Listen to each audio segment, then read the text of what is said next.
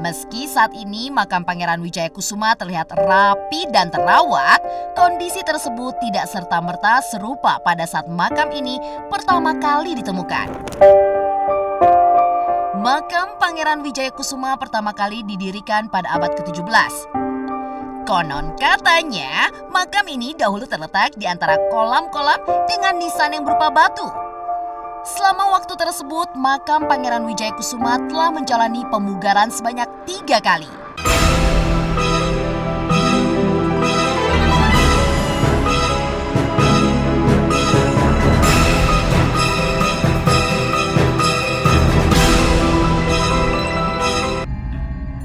Menurut penuturan penjaga makam kepada tim konon katanya, wilayah makam dibersihkan secara rutin oleh petugas kebersihan.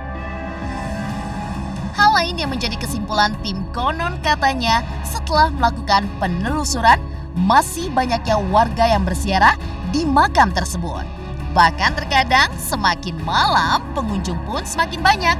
Penjaga makam juga mengutarakan bila di hari-hari tertentu seperti malam Jumat Kliwon atau mendekati Hari Raya Islam, frekuensi peziarah pun akan meningkat.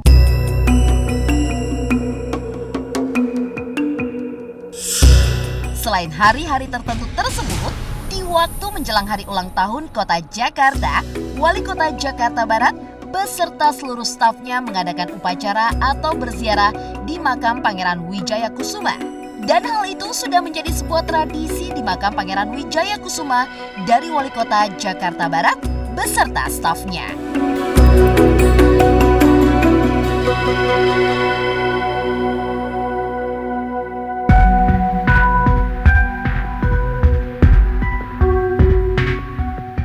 Sejarah makam Pangeran Wijayakusuma. Untuk penduduk Jakarta, terutama di wilayah Jakarta Barat, pasti pernah mendengar nama lapangan sepak bola yang diberi nama Wijayakusuma. Selain lapangan bola, kantor kelurahan dengan nama Wijayakusuma juga ada di Kecamatan Grogol, Petamburan, Jakarta Barat. Namun, siapa sangka bila nama lapangan bola dan kantor kelurahan tersebut diambil dari nama Pangeran Wijayakusuma.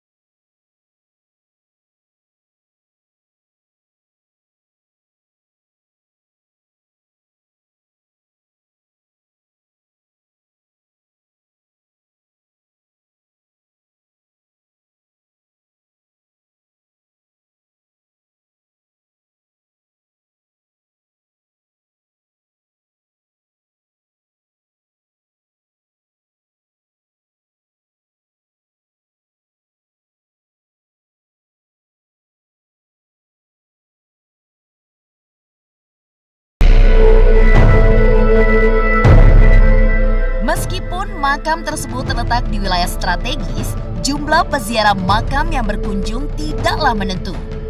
Menurut pemaparan penjaga makam, terkadang masih ada yang menanyakan siapakah yang dimakamkan di tempat tersebut.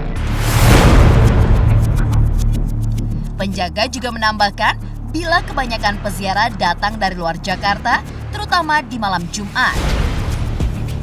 Namun terlepas dari itu, setiap 1 tahun sekali diadakan acara penghormatan oleh pemerintah setempat untuk sosok Pangeran Wijayakusuma.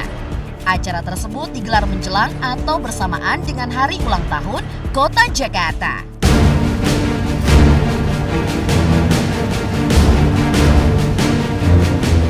Jabaran mengenai siapa Pangeran Wijayakusuma. Berbicara mengenai makam Pangeran Wijayakusuma membuat kita bertanya, siapa sebenarnya beliau?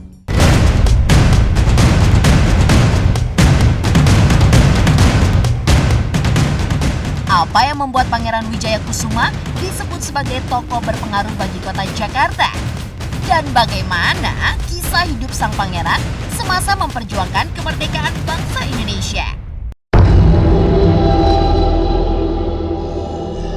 Menurut seorang juru kunci yang merupakan generasi ketiga penjaga makam tersebut, Pangeran Wijayakusuma pada masanya dikenal sebagai seorang ulama yang disegani. Beliau juga dikenal sebagai seorang penasehat dan panglima perang pada masa kejayaan Pangeran Jayakarta sekitar abad ke-17 yang berjuang melawan Belanda di Batavia. Dan konon katanya Pangeran Wijayakusuma juga dikenal memiliki ilmu yang digunakan saat melawan penjajahan Belanda. Nama Wijayakusuma sendiri diambil dari bahasa Jawa.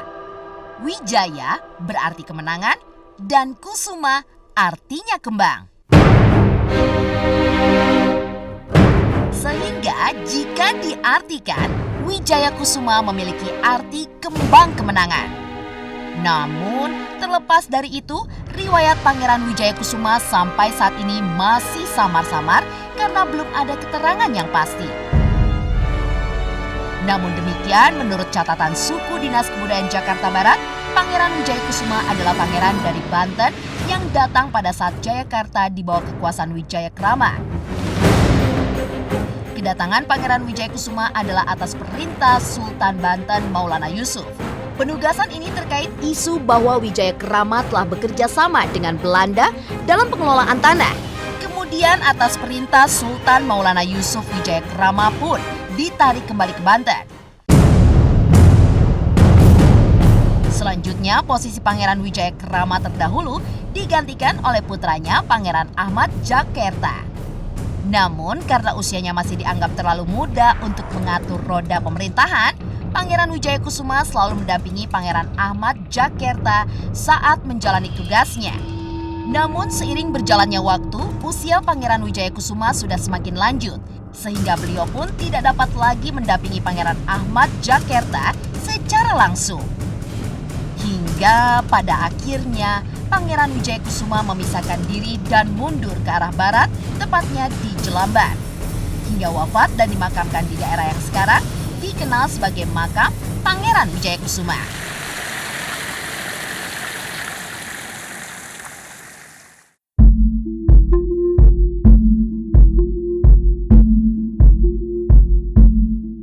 Setelah mengetahui lebih lanjut mengenai Pangeran Wijayakusuma serta riwayat hidupnya dalam sejarah berdirinya Jakarta, masih adakah sejarah-sejarah lainnya dari tokoh para pangeran yang dimakamkan di Jakarta?